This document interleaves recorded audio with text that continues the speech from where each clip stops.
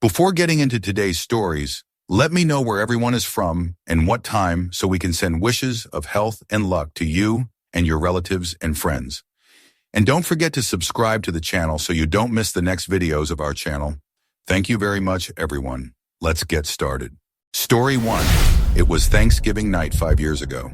Snow had started falling lightly, dusting the streets with a soft, glittering layer. The air was icy, the kind that stung your cheeks and made your breath cloud in front of you.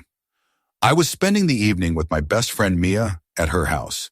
After hours of turkey pie and football, we decided to take a walk around her snowy neighborhood.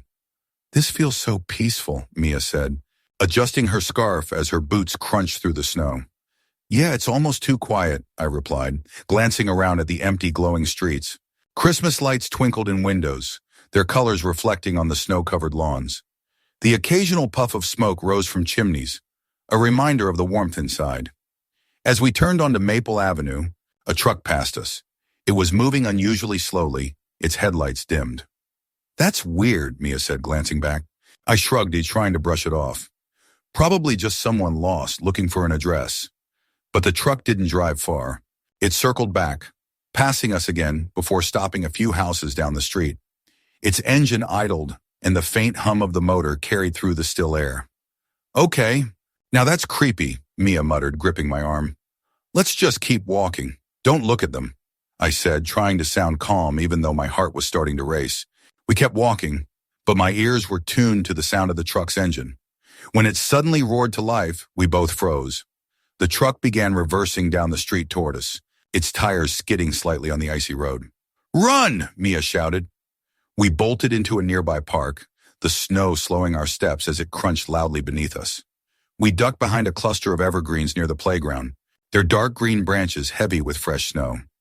"Do you think they saw us?" Mia whispered, her breath visible in the cold air. "I don't know. Maybe we're just overthinking." My words were cut off by the sound of a car door slamming. "They stopped," Mia hissed, her voice trembling. We peeked through the branches.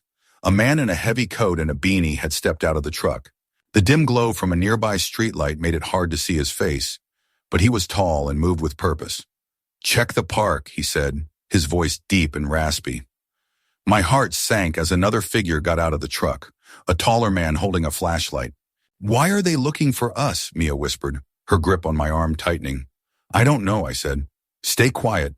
The second man shone the flashlight into the trees, the beam slicing through the darkness. It swept dangerously close to where we were hiding, illuminating the snow-dusted branches just inches from our faces. "You see anything?" the shorter man asked. "Not yet," the taller one replied. "But I swear I saw them run in here." Mia shifted slightly and the snow beneath her let out a faint crunch. The flashlight beam immediately whipped in our direction. "Did you hear that?" the taller man said, stepping closer. I held my breath, my mind racing for a plan. I spotted a broken branch on the ground near me and picked it up. Mia's eyes widened, and she shook her head frantically. "Trust me," I mouthed. I threw the branch as far as I could toward the other side of the park. It hit the ground with a loud crack, and the men immediately turned toward the sound.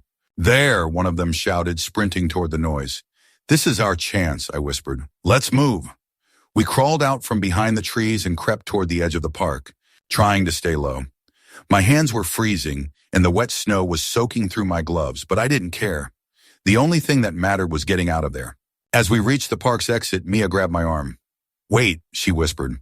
"What?" I asked, turning to her. She pointed back toward the truck. The shorter man had returned and was standing by the vehicle, scanning the area with a phone in his hand. I could barely make out what he was saying, but his voice was sharp and angry. "Yeah, we lost them," he said. "No, they're not in the park anymore, but we'll find them." I felt a chill that had nothing to do with the winter air. "He's talking to someone else," I whispered. Mia's eyes widened. "There are more of them?" "I don't know, but we need to get out of here now." We slipped through a gap in a fence and onto a side street. The houses here were dark, their windows frosted over, and there was no sign of life. The eerie silence only made my paranoia worse. "Do you think they're following us?" Mia asked, glancing over her shoulder. "I don't know, but let's not wait to find out." We sprinted through backyards, our feet sliding on icy patches, until we finally reached Mia's house. The warm glow of the porch light was the most comforting thing I'd ever seen. We burst through the door, locked every bolt, and drew the curtains. "What just happened?" Mia asked, pacing the living room. "I don't know," I said, peeking through the curtain. The street was empty, but the fear lingered. For weeks, I couldn't shake the feeling that someone was watching us. To this day, I still wonder what those men wanted, and if they ever found what they were looking for. Story 2. It was Thanksgiving afternoon, and snow had been falling steadily all day, blanketing the neighborhood in a pristine white sheet. My family was gathered at my aunt and uncle's house, a cozy 2-story home on a quiet suburban street. Their backyard, surrounded by frosty, leafless trees, was a playground for Bailey, their excitable golden retriever. "Can I take Bailey outside?" I asked my uncle after finishing my second helping of pumpkin pie. "Sure," he said, handing me the leash. "Just don't let him off the leash. He'll chase anything that moves, and you'll be chasing him all night." I laughed, clipped the leash onto Bailey's collar, and stepped out into the icy air. The cold hit me immediately, biting my cheeks and turning my breath into small clouds. Bailey wagged his tail furiously, bounding through the fresh snow like it was his first time seeing it. As we reached the edge of the yard, Bailey suddenly stopped. His ears perked up, and his tail lowered. I followed his gaze and saw a man walking slowly down the snow-covered street. He was wearing a dark green jacket and a knit hat pulled low over his face. The man noticed us and changed direction, stepping onto the driveway and heading toward me. Bailey let out a low growl, something I'd never heard him do before. "Hey there," the man called out, his voice friendly but with an edge I couldn't place. "That's a beautiful dog you've got." Thanks," I replied, gripping the leash tighter. "Is Tom home?" he asked, gesturing toward the house. "Yeah, he's inside," I said cautiously. The man nodded and gave a thin smile. Something about him felt off, but I couldn't put my finger on it. "I live just down the street," he continued. "Your uncle's lent me tools before. Real nice guy. I was wondering if you could help me out real quick." "What do you need, Wes?" I asked, glancing back toward the house. "I've got some tools I borrowed from him, and I need to move them to my garage. It's just down the road. Could you help me carry them?" Bailey barked sharply, stepping between me and the man. "I should probably let him know first," I said, my unease growing. "Oh, no need to bother him," the man said quickly, his tone shifting slightly. "It'll just take a minute. I can even hold the dog for you while we go."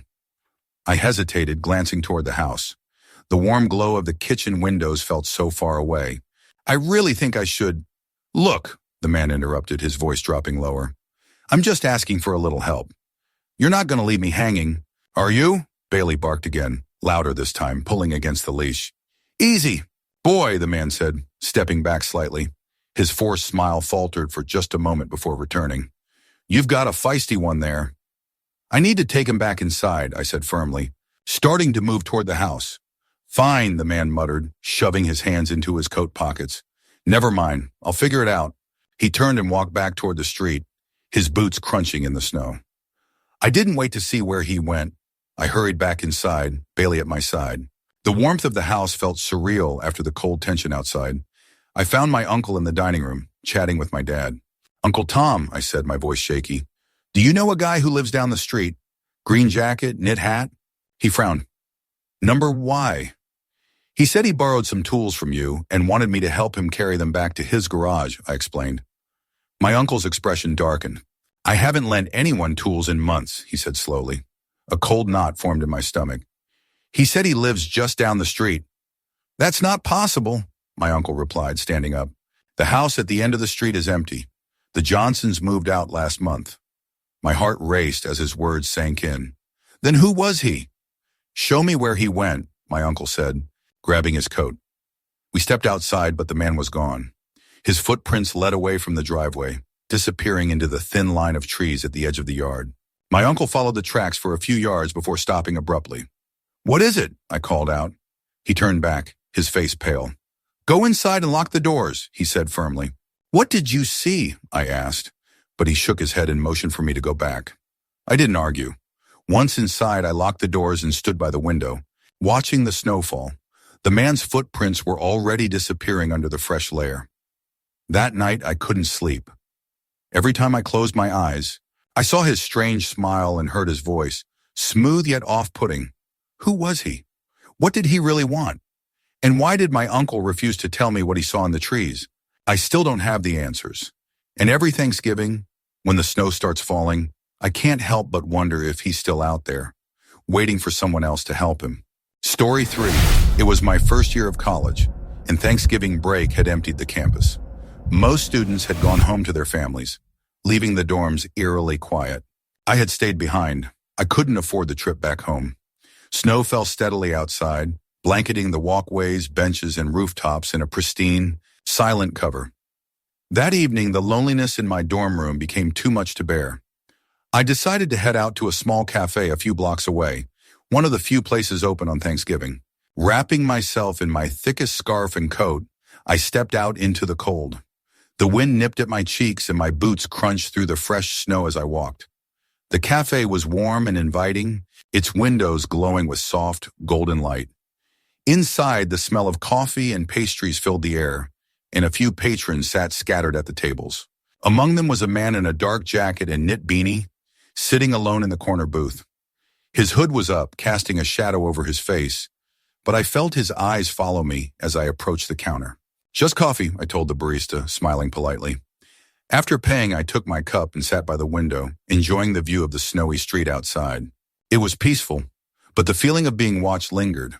I glanced toward the man in the corner booth, and my stomach tightened. He was staring directly at me, his face partially obscured by the hood.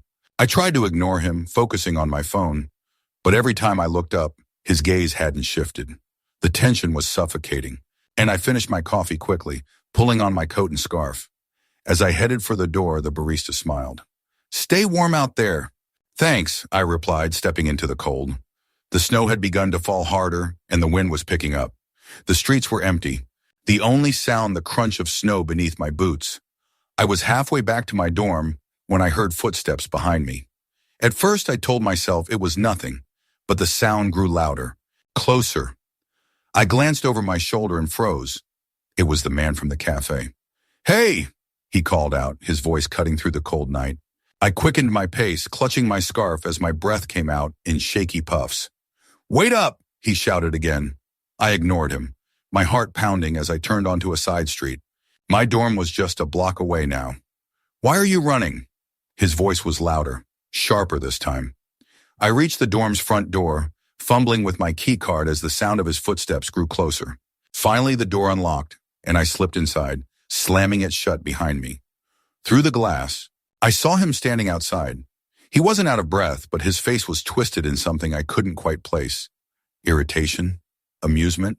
"Just getting warm," he said with a thin smile, his breath fogging up the glass. I didn't respond.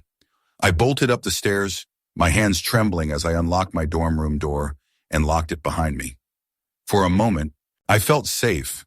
Hours passed as I tried to distract myself, but every creak and sound from the hallway made my stomach knot. It was almost midnight when I heard it, a knock at my door. It was soft at first, barely audible, but it sent a chill down my spine.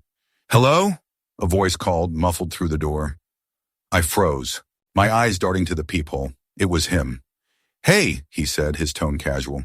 "I think you dropped something earlier." I stayed silent, backing away from the door. "Come on," he said, knocking harder. "I just want to talk. Open up." My heart raced as I grabbed my phone. Dialing campus security with shaking hands. "You know I saw you at the cafe," he continued, his voice now low and menacing. "You looked lonely, thought we could hang out." My stomach churned. He knocked again, louder this time, the sound echoing in the silent dorm. "I know you're in there," he said, his voice turning cold. "Don't make this harder than it has to be." Just as I thought I couldn't take it anymore, distant voices echoed down the hall. "Hey, what are you doing here?" a campus security officer shouted. I peeked through the peephole and saw the man turn, his face twisting in irritation. "I was just leaving," he said, raising his hands defensively. But as the officer approached, the man lunged at him, trying to push past.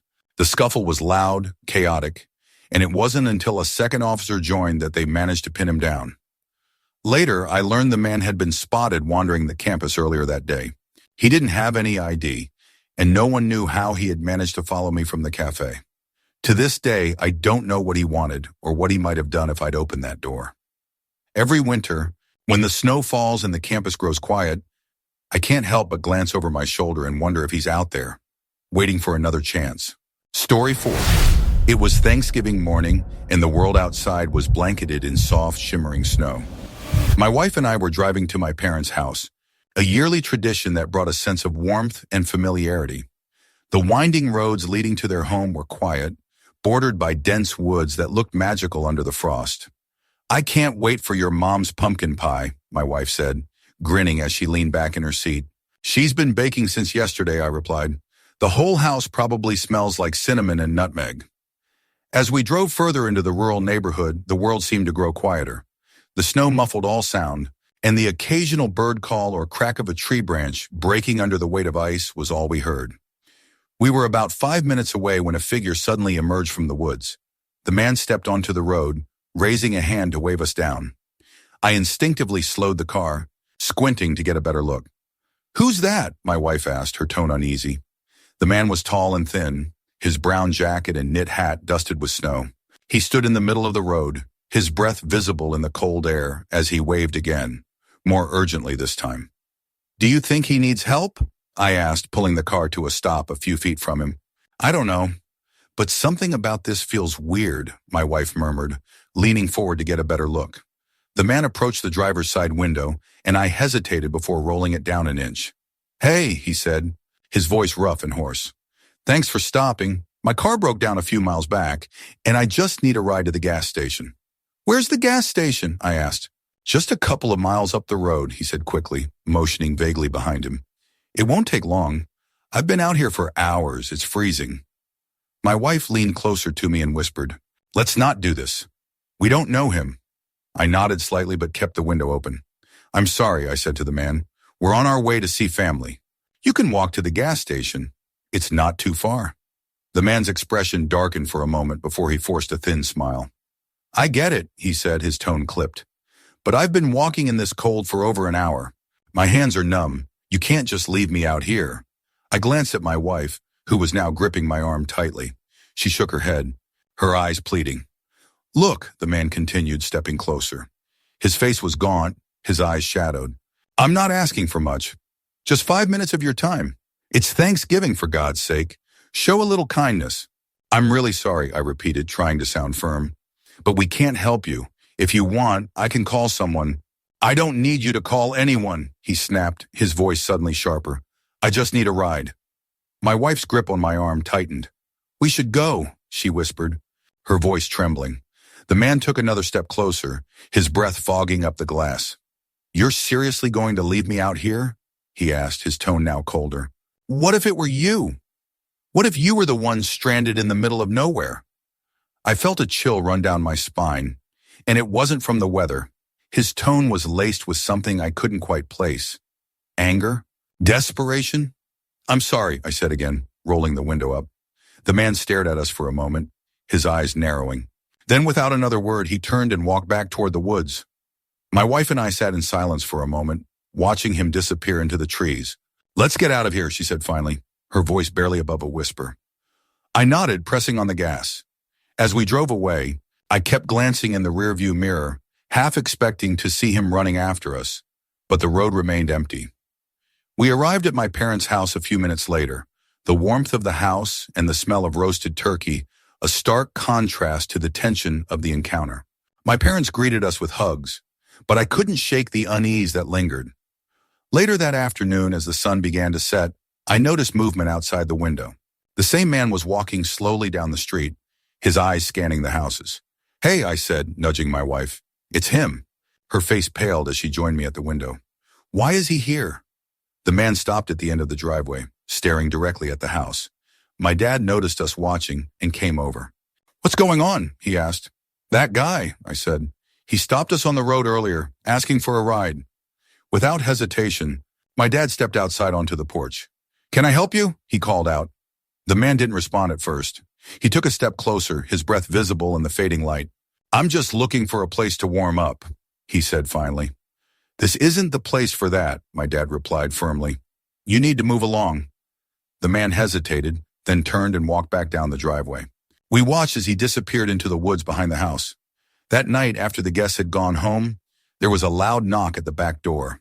Everyone froze. My dad grabbed a flashlight and opened the door cautiously. "Who's there?" he called out. No one answered, but he stepped outside, shining the light into the yard. The beam caught a fleeting glimpse of movement, a shadow slipping into the trees. We didn't see the man again that night, but the image of his piercing stare and his unsettling persistence haunted me. Every winter, when the snow falls and the woods grow silent, I can't help but wonder if he's still out there, waiting for someone else to stop. Story 5. Last Thanksgiving, my family decided to do something different and spend the holiday at our old family cabin. It had been years since anyone had visited, and the thought of a quiet retreat in the snowy woods sounded like the perfect escape. The drive up was slow, the snowfall growing heavier as we approached the isolated clearing where the cabin stood. By the time we arrived, the storm was in full swing. The cabin looked like something out of a postcard, its wooden frame dusted with snow, icicles hanging from the eaves. Inside, it smelled of aged wood and faintly of pine. "This place hasn't changed a bit," my dad said as he lit the fireplace. "Except for the temperature," my mom replied, pulling her coat tighter. "Let's hope the heater still works." We spent the evening settling in. By the time dinner was over, the wind was howling, rattling the windows and piling snow against the walls. The power flickered once, then went out completely, leaving us with nothing but the glow of the fire and a few candles. Around 9 p.m., I decided to step outside for some air. The snowstorm had created a surreal stillness, muffling all sound except the wind. As I stood on the porch, I noticed something odd, a faint, flickering light deep in the woods. "Dad!" I called, stepping back inside. "What's up?" he asked, looking up from a board game he was playing with my younger brother. "Do we have neighbors out here?" "Not for miles," he said, frowning. "Why?" "I saw a light in the woods," I said. "It's probably nothing," my mom chimed in. "Maybe just a reflection or something." "It didn't look like a reflection," I said, uneasy. "Well, we're not going out there to check," my dad said firmly. "If someone's out there, they'll have to figure it out themselves." Later that night, after everyone had gone to bed, I was jolted awake by a loud bang. Sitting up, I strained my ears, listening for any sound. There it was again, this time, a loud, deliberate knock at the back door. "Dad," I whispered, shaking him awake. "What's wrong?" he mumbled, groggy. "Someone's at the back door." He frowned, sitting up. "Are you sure?" As if in answer, the knock came again, louder this time. We both froze. Then he grabbed a flashlight and motioned for me to follow. My mom appeared in the hallway, her face pale. "What is it?" she asked. "Stay here," my dad said quietly. We crept down the hallway toward the back door, every creak of the floorboards echoing in the tense silence. "Who's there?" my dad called, his voice firm. No answer. He shone the flashlight through the frosted window, but the snow and darkness obscured everything. "Open it," I whispered, regretting the suggestion as soon as the words left my mouth. He hesitated before unlocking the door and cracking it open. The freezing air rushed in, and the beam of the flashlight swept across the yard. "Anything," I whispered. "No one's there," he said, but his voice was tight. I peered around him and saw it too, footprints leading from the woods to the back door. They stopped abruptly, as if the person had vanished into thin air. We bolted the door and returned to the living room, where my mom and brother were waiting. "What did you see?" she asked, her voice trembling. "Footprints," my dad said, pacing near the fire. "They just stopped." "That doesn't make sense," my mom said. "Maybe it's an animal," my brother suggested. "In a straight line? And banging on the door?" I replied, my voice rising. My dad held up a hand. "Let's not jump to conclusions. Maybe someone's lost out there." "Then why didn't they answer when you called out?" My mom shot back. We sat in tense silence, the wind outside howling like an uninvited guest. A few hours later, just as we were beginning to relax, the banging returned. This time it came from every side of the cabin, the walls, the windows, even the roof. My mom screamed, and my dad grabbed the crowbar he'd been using to clear ice earlier. "Stay here," he barked, heading for the front door. "Don't open it," my mom cried, but he was already there. He threw the door open, shining the flashlight outside. The banging stopped immediately, leaving only the eerie sound of the wind. "See anything?" I asked, my voice shaking. He stepped out onto the porch, the snow crunching under his boots. "Nothing," he said, sweeping the light back and forth. As he turned to come back inside, the beam of his flashlight caught something. A single lantern sitting on the edge of the porch, its glass cracked, its light flickering weakly. "What the hell is this?" he muttered, picking it up. "Where did it come from?" I asked. He shook his head, his face pale. "It wasn't here before." We brought the lantern inside, its icy surface dripping onto the wooden floor. None of us spoke as we stared at it, the flickering light casting strange shadows on the walls. "Whoever's out there is trying to scare us," my mom said finally, her voice breaking. "Well, it's working," my brother muttered. The banging didn't return that night, but none of us slept. At first light, we packed up and left the cabin, the snow crunching under our hurried steps. As we drove away, I glanced back one last time. In the distance, just beyond the edge of the woods, a faint light flickered. To this day, I can't explain what happened. And every winter, when the wind howls and the snow falls heavy, I think about that lantern and the warning it might have been. Story 6. Last Thanksgiving, my family gathered at my sister's house. The snow outside fell steadily, blanketing the ground and muffling the sounds of the neighborhood. Her old colonial house felt warm and inviting, filled with the smells of roasted turkey and cinnamon. The chatter of relatives and laughter echoed through every room. I arrived just after dinner started, juggling a pie as I stepped through the front door. My sister Emma greeted me with a hug, her cheeks flushed from the warmth of the kitchen. "Glad you made it," she said, pulling me inside. I kicked the snow off my boots and took in the scene. The living room was packed. Cousins and aunts crammed onto couches, kids running circles around the coffee table. It was chaotic but familiar, except for one thing. By the staircase, a man stood quietly, his hands stuffed into the pockets of his dark jacket. He didn't seem to belong. "Who's that?" I asked Emma, nodding subtly in his direction. She glanced over and frowned. "I'm not sure. Maybe one of Mark's friends? We've got a lot of people here tonight." I nodded, but a strange feeling crept into my chest. The evening continued, and I tried to shake the unease. After dessert, I found myself in the kitchen, refilling my drink. The man from earlier was there, leaning against the counter, staring at the sink. "Hey," I said, trying to sound casual. He looked up, his face unreadable. "Hey, you're a friend of Mark's?" I asked, though my tone betrayed my curiosity. "Something like that," he replied vaguely, his gaze shifting toward the hallway. Before I could ask more, Emma appeared. "Oh, you're here," she said brightly, though there was an edge of confusion in her voice. The man gave her a small nod. "Yeah. Enjoy yourself," she said quickly, glancing at me before leaving the room. I followed her out. "Emma, who is that?" I asked quietly. "I don't know," she admitted, her voice low. "Mark said he didn't invite anyone like that. Maybe one of the neighbors? I don't want to be rude, though." My unease deepened, but I didn't press further. As the night wore on, the crowd began to thin. The kids had fallen asleep on couches and most of the relatives were heading home. I stayed behind to help Emma clean up. "Did you see that guy leave?" I asked as I gathered plates from the living room. "No," she said, pausing to look around. "Do you think he's still here?" "I'm not sure," I replied. We checked the main floor but didn't find him. When I glanced up the staircase, I noticed something odd. One of the bedroom doors, which had been closed earlier, was now slightly ajar. "Emma," I whispered, pointing. Her face paled. "We told everyone to stay downstairs." I started up the stairs, my heart pounding with every creak of the wood. Emma followed close behind. "Hello," I called softly. "Is anyone up here?" The silence was suffocating. I pushed the door open and flicked on the light. The room was empty, but the window was open slightly, letting in a biting, cold breeze. "Why is the window open?" Emma asked, her voice shaking. I moved closer, noticing faint, wet footprints on the floor leading from the window to the hallway. "He came in this way," I said, my stomach twisting. Emma stepped back, her hand covering her mouth. "We need to get Mark." Downstairs, we found Mark locking the front door. When we told him what we'd seen, he grabbed a flashlight and headed back upstairs with us. The three of us stood in the bedroom, staring at the footprints. "Whoever it was, they're not here now," Mark said, though he didn't sound convinced. "I'll check outside." "Wait," Emma said, grabbing his arm. "What if he's still nearby?" Mark hesitated, then handed me the flashlight. "Stay with her. I'll be right back." He disappeared down the stairs and out the back door. Emma and I stood in the hallway, every creak of the house making us jump. "I don't like this," she whispered.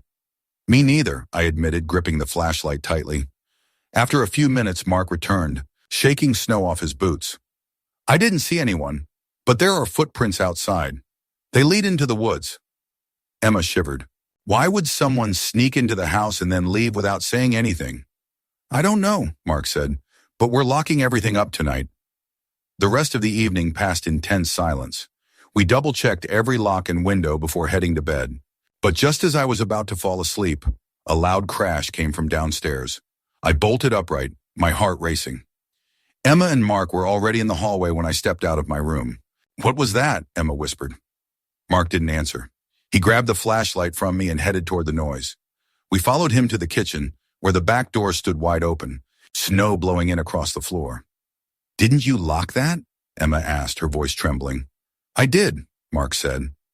We searched the house from top to bottom, but there was no sign of the stranger. The next morning as we were cleaning up, I found something that made my blood run cold. On the counter where the man had stood the night before was a single, muddy handprint. Next to it was a scrap of paper with 3 words scrawled in messy handwriting. I'll be back. We haven't seen the man since, but every winter, when the snow falls and the house grows quiet, I can't help but wonder if he's still out there, watching, waiting for another chance to come inside. Story 7. It was Thanksgiving night, and the world outside was hushed under a blanket of snow. The streets glowed faintly with the soft light of holiday decorations, and the icy air stung our cheeks as my cousin Luke and I decided to take a walk. After hours of food and noise, we needed the quiet. Man, it's freezing out here, Luke muttered, pulling his scarf tighter around his neck. Quit complaining, I said, shoving my hands into my coat pockets. You're the one who suggested this. He smirked. Yeah, well, it's not every day the streets look like a snow globe. Kind of peaceful, don't you think? I nodded, though the eerie stillness made me uneasy. As we walked, the houses thinned out, replaced by stretches of wooded lots. The crunch of snow underfoot was the only sound accompanying us. Do you remember the shortcut through Birch Lane? Luke asked, gesturing to a narrow street that veered off from the main road. Yeah, but it's kind of creepy at night, I replied. It'll save us 10 minutes, he said with a grin. Come on. Reluctantly, I followed him. We were halfway down the deserted street when the low hum of a car engine broke the silence. Headlights flickered behind us, and I glanced over my shoulder. Someone's coming, I said. The car approached slowly, its headlights dimmed. It was an old sedan, its dark paint flecked with patches of rust. That's weird, Luke said. Why would they be driving with their lights so low? Maybe they don't want to wake people up, I suggested, though I didn't believe it myself. The car passed us, and I caught a glimpse of the driver, a man with a baseball cap pulled low, his face shadowed by the brim. He didn't look at us as he drove by. That guy gave me the creeps, Luke muttered. I nodded. Let's just keep walking. But before we could take more than a few steps, the car slowed, then turned around at the end of the street. Okay, now that's really weird, Luke said, his voice tight. The car rolled past us again, even slower this time, before stopping a few yards ahead. The engine idled, and for a moment, nothing happened. What do we do? I whispered. Act normal, Luke said. Maybe he's lost or something. We continued walking, our footsteps crunching loudly in the snow. Hey! The man called from the car, his voice cutting through the cold air. Luke and I froze.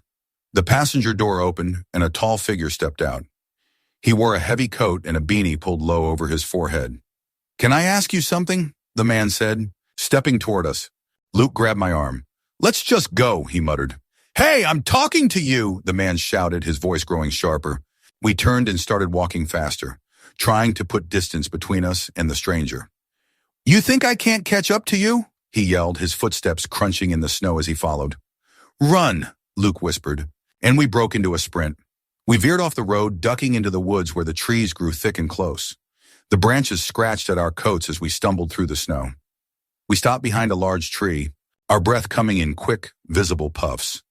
Do you think he saw us? I asked, my voice barely audible. Luke shook his head. I don't know, but I don't hear him anymore. The silence stretched on for a moment before we heard the crunch of snow, soft at first, then louder. He's out there, Luke whispered. The footsteps stopped, and a voice called out, Why are you running? I just wanted to talk. Luke and I exchanged a terrified glance. Let's keep moving, I said. We crept further into the woods, trying to be as quiet as possible, but the snow betrayed us. Every step seemed deafening in the stillness. You're making this harder than it has to be, the man's voice rang out, closer this time. I felt my stomach twist. He's following us, I whispered. What does he want? Luke muttered, his breath shaky. I don't know, but I'm not waiting to find out. We pushed deeper into the woods, the trees growing denser around us. After what felt like an eternity, we reached the edge of the forest and stumbled onto another street. It was as quiet as the one we had left, but the sight of houses and streetlights gave me a small sense of relief. We need to find help, Luke said, his voice shaking. We started toward the nearest house, but then we heard it, a car engine rumbling softly. No way, I muttered, turning to see the same sedan crawling toward us from the opposite end of the street. How did he? Luke began, but I grabbed his arm and pulled him toward a driveway. We crouched behind a parked truck, watching as the car rolled past. The driver's face was hidden in shadow, but I swore he looked right at us before turning the corner. Did he see us? Luke asked. I don't know, I whispered. We stayed hidden for a while, the cold seeping into our bones. Finally, when we were sure the car was gone, we made our way back to my house. When we burst through the door, my mom looked up, startled. What happened to you two? She asked. There was a guy following us, I said, trying to catch my breath. He stopped his car and started chasing us. My mom's face paled. Are you sure? Of course we're sure, Luke snapped. My dad grabbed his coat. Stay here, he said. I'm going to check it out. No, I said quickly. He might still be out there. Reluctantly, my dad stayed, but we spent the rest of the night on edge, jumping at every sound. The next morning, when the snow had stopped falling, we found tire tracks outside the house. They circled the driveway before leading away down the street. To this day, I don't know who he was or what he wanted, but every time I walk outside on a quiet winter night, I can't shake the feeling that he's still out there, watching and waiting for someone else to cross his path. Story 8. It was Thanksgiving afternoon and the snow outside had been falling steadily all day. My family was gathered at my grandparents' farm, a cozy, old property surrounded by dense woods and vast snowy fields. Inside, the house was alive with laughter, the clinking of plates, and the smell of roasted turkey. After dinner, the noise became too much, and I needed some fresh air. I bundled up and stepped outside into the freezing evening. The farm felt peaceful in the snow, the icy air pinching my cheeks. My cousin Will, always looking for adventure, spotted me leaving and jogged after me. Where are you going? He asked, zipping up his jacket. Just taking a walk, I replied, nodding toward the old barn. Thought I'd check it out. Will hesitated. That place always creeps me out. Remember when Grandpa used to tell us those ghost stories about it? I grinned. Exactly why I want to look. Come on, unless you're scared. He groaned but followed. If we find something weird, you're explaining it to Grandma. The barn door creaked loudly as I pushed it open, the sound echoing in the stillness. Inside, the faint glow of a single hanging bulb revealed a cluttered space filled with broken tools, old furniture, and stacks of hay. The air smelled of dust and damp wood. This place looks like it hasn't been touched in decades, I said, stepping inside. Maybe there's a reason for that, Will muttered, trailing behind me. As I walked deeper into the barn, something caught my eye. Footprints in the snow leading from the entrance to a corner of the barn. Hey, look at this, I said, pointing Will crouched to inspect them. Those aren't ours, he said, his voice low. They lead over there, I said, gesturing to a pile of hay in the corner. Will straightened up, his eyes narrowing. Do you think someone's been here? Only one way to find out, I replied, moving toward the pile. He grabbed my arm. Wait, what if someone's still here? I hesitated but shook him off. Then we'll say hi. Using a stick, I pushed aside the hay, revealing a small wooden hatch. It was old, with rusted hinges and a heavy padlock hanging open on one side. You ever seen this before? I asked. Will shook his head. No, and I don't want to see what's inside. I knelt down and tugged on the handle. The hatch creaked open, revealing a ladder that led down into darkness. You're not seriously going down there, Will said, stepping back. I turned on my phone's flashlight. Why not? Don't you want to know what's down here? Not really, he muttered. Stay up here if you want, I said, climbing down. Will let out a frustrated sigh. Fine, but if something jumps out, you're on your own. The basement was cold and damp, the air thick with an earthy smell. My flashlight illuminated a small room with stone walls and a dirt floor. Strange symbols were etched into the walls, their meanings unclear. What the hell is this? Will whispered, standing at the bottom of the ladder. I shone my light on a corner where a pile of bones lay scattered. They looked old, their edges rough and splintered. Are those animal bones? Will asked, his voice trembling. I think so, I replied, though I wasn't sure. As we moved further into the room, the sound of footsteps creaking above us froze us in place. Did you hear that? I whispered, turning off my flashlight. Will nodded, his face pale. Someone's up there. We stood in silence, the footsteps growing louder and more deliberate. Who's there? I called, trying to keep my voice steady. The footsteps stopped. Will's grip on my arm tightened. Do you think they know we're down here? I didn't answer. My heart was pounding as the silence stretched. Then came the sound of something being dragged across the floor above us, slow and heavy. Okay, this is officially the worst idea you've ever had, Will muttered. I motioned for him to stay quiet as I moved closer to the ladder. The dragging stopped, replaced by soft tapping on the hatch door above us. Someone's trying to open it, Will whispered, his voice barely audible. The tapping grew louder, more insistent. Let's go, I whispered, grabbing his arm. Where? The only way out is up there. The tapping stopped suddenly and we froze. A shadow moved across the crack of light from the hatch. Hello? A deep voice called out, sending chills down my spine. Will and I exchanged terrified glances. The voice called again, this time softer, almost coaxing. Come on, I know you're down there. We didn't move, holding our breath as the silence returned. Then, without warning, the hatch creaked open slightly. A sliver of light spilled into the basement.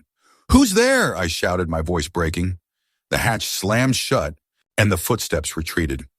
We're leaving, I said, grabbing Will's arm and pulling him toward the ladder. Are you insane? What if they're still up there? I'd rather take my chances than stay down here. We climbed up, pausing at the hatch. I pushed it open slowly, peeking out. The barn was empty. The footprints leading to the hatch were gone, replaced by a long, dragging trail that led out the barn door and into the snow-covered woods. What do you think was in here with us? Will whispered. I don't know, I said, closing the hatch. But we're not sticking around to find out. We bolted out of the barn and back to the house, where the warmth and noise of our family felt surreal. You two look like you've seen a ghost, my mom said, laughing as we stumbled inside. Something like that, I muttered. The next morning, when the snow had stopped, we went back to the barn with my dad. The hatch was still closed, but the symbols on the walls and the bones were gone. To this day, I don't know who or what was in that barn with us. But every winter, when I hear the creak of old wood or see footprints in the snow, I think about that night and wonder if it's still out there, waiting. Story 9. It was Thanksgiving night, and the snow outside was falling steadily, blanketing the world in silence. Inside my parents' home, the warmth of the fire, the hum of conversation, and the smell of roasted turkey created a sharp contrast to the cold, quiet world beyond the windows. The house was packed with family, as usual. I'd retreated to the dining room after dinner, enjoying a moment of peace while most of the others were in the living room, laughing and chatting. That's when I noticed him, a man standing near the back door, partially obscured by the shadows. He wasn't talking to anyone. He wasn't laughing. He just stood there, his posture stiff, his face expressionless. I leaned toward my mom, who was tidying up nearby. Mom, who's that guy by the door? I asked quietly. She looked over, her brow furrowing. Which guy? I turned back to point, but he was gone.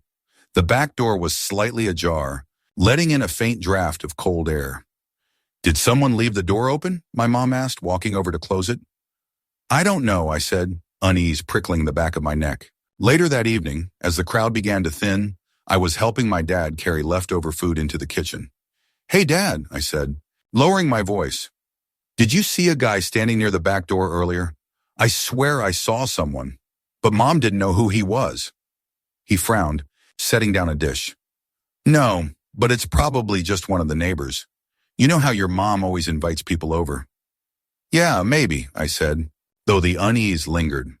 As the night wore on, most of the guests had left, and the house was finally quiet. I was heading upstairs to grab a blanket for one of the kids who'd fallen asleep on the couch, when I noticed something strange. One of the bedroom doors, which had been closed earlier, was now slightly ajar. Hey, Dad, I called down the stairs, trying to keep my voice calm. What is it? He replied. Did anyone go upstairs tonight? One of the doors is open. He appeared at the bottom of the stairs, wiping his hands on a towel. Number Y. I hesitated. I'm going to check it out. He started up the stairs behind me. Wait, Let me come with you. We reached the door together, and I pushed it open slowly. The room was empty, but the window was wide open, letting in a gust of icy air. Snowflakes were scattered across the windowsill, and a set of wet footprints led from the window to the closet. Someone's been in here, I whispered, my voice barely audible. My dad's face hardened. Stay here, he said, stepping toward the closet. What are you doing? I hissed. Checking, he replied. He opened the closet door in one quick motion. It was empty, but the clothes inside were pushed to one side, as if someone had been hiding there. Who would do this? I asked, my voice trembling. I don't know, he said, his jaw tightening. But we're locking every door and window tonight. We went downstairs where my mom was finishing up in the kitchen. What's going on? She asked, sensing our unease. There was an open window upstairs and footprints, my dad said. Someone might have been in the house. Her face went pale. What do we do?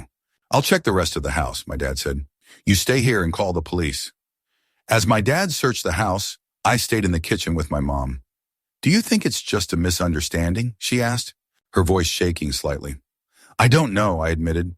But the footprints, they were fresh. She nodded, clutching her phone. We've always been careful about locking up. How could someone get in? Before I could respond, a loud crash echoed from the basement. We both froze, staring at each other. What was that? She whispered. I don't know, I said. Dad's still upstairs. My dad appeared in the hallway, his expression tense. Stay here, he said, grabbing a flashlight. Wait, don't go down there alone, I said. He hesitated, then nodded. Fine, come with me, but stay behind me. We descended the creaky basement stairs, the air growing colder with each step. The flashlight beam cut through the darkness, revealing scattered tools, storage boxes, and the broken remains of a small window near the ceiling. Snow had blown inside, and more footprints led away from the window and into the woods beyond. He got out this way, my dad said, his voice low. But why the crash? I asked. He shone the flashlight around the basement until it landed on a toppled shelf, its contents spilled across the floor. He must have knocked it over trying to get out, my dad said. When the police arrived, they searched the property but found no sign of the man. They noted the footprints leading into the woods but said the fresh snow would make tracking him difficult. Do you have any idea who it could have been? One officer asked. No, my dad replied. We thought he might have been one of our guests at first, but no one recognized him. That night after the police left, we double-checked every lock in the house. But as I lay in bed, I couldn't shake the image of those footprints or the feeling that someone had been watching us the entire evening. Just as I was about to fall asleep, a faint tapping sound came from my bedroom window. I froze, my heart racing. Slowly I turned to look. The glass was fogged from the warmth inside, but a single handprint was pressed against the frosty pane, clear and deliberate. We never saw the man again. But every winter when the snow falls and the house grows quiet, I think about that handprint and wonder if he's still out there, watching and waiting for another opportunity to come inside. Story 10. It was the night before Thanksgiving, and the city streets were quiet under a blanket of fresh snow. My mom had sent me out to grab a few last-minute items, so I bundled up and drove to the supermarket. The store was busier than usual, filled with shoppers grabbing their final ingredients for the holiday. Inside, the sound of carts rattling and faint Christmas music mixed with the hum of conversation. I grabbed a basket and began working through my list. As I turned into the aisle for cranberry sauce, I noticed her. She was standing at the end of the aisle, partially obscured by a shelf of canned goods. Her coat was long and dark, and her scarf covered most of her face, but her eyes, sharp and unblinking, were locked on me. I paused, caught off guard. "Can I help you?" I asked, trying to sound polite. She didn't respond, just tilted her head slightly before walking away. I brushed it off as strange but not worth worrying about. A few minutes later, I saw her again. This time, she was standing by the frozen foods, her hands stuffed into her coat pockets. She wasn't looking at the shelves or picking anything out. She was staring at me. My chest tightened, but I forced myself to stay calm. Excuse me, do you need something?" I asked, keeping my voice steady. She took a step closer, her movements slow and deliberate. "You dropped something," she said, her voice quiet but firm. I frowned, glancing down at the floor. "I don't think so." "Yes, you did," she insisted. "It's just back there." Her words sent a chill down my spine, but I forced a laugh. Thanks, but I'm pretty sure I didn't drop anything. Her head tilted again, and for a moment I thought she might say something else. But then she turned and walked away. By the time I got to the checkout line, I was on edge. The woman had disappeared, and I convinced myself it was just a coincidence. Maybe she was just socially awkward. As I stepped outside into the cold night, the snow crunched beneath my boots and my breath formed visible clouds in the icy air. My car was parked near the back of the lot, where the lights barely reached. Halfway to my car, I heard a voice behind me. Wait! I froze, clutching my grocery bags tightly. Turning slowly, I saw her standing a few feet away. You dropped this, she said again, holding out a folded piece of paper. I really didn't, I said, my voice firmer now. Her eyes narrowed slightly. Are you sure? Yes, I replied, stepping back. I don't know what you're talking about. She stepped closer, her boots crunching in the snow. Take it, she said, her voice almost pleading. No, I said, shaking my head. I don't need it. At that moment, another shopper walked by, pushing a cart. The woman stiffened and stepped back into the shadows. The shopper paused, glancing between us. Everything okay here? Yeah, I said quickly, my voice trembling. Thanks. When I turned back, the woman was gone. I hurried to my car, unlocked the door, and threw my bags inside. My hands were shaking as I started the engine. As I pulled out of the parking lot, I glanced in my rearview mirror, half expecting to see her standing there. But the lot was empty. By the time I got home, I was starting to feel foolish. Maybe I had overreacted. Maybe she really had thought I'd dropped something. I unpacked my groceries, trying to push the encounter out of my mind. But when I reached for the last bag, I froze. Sitting on the counter was the folded piece of paper. My hands shook as I picked it up. There was no way it could have been there. I hadn't taken it from her, and I hadn't left my car unlocked. I unfolded the paper slowly, my breath catching in my throat. Inside, 3 words were scrawled in messy handwriting. You'll regret it. I haven't seen her since that night, but every time I step into a quiet parking lot or glance over my shoulder in a store, I feel the weight of her stare. She's out there, somewhere, waiting.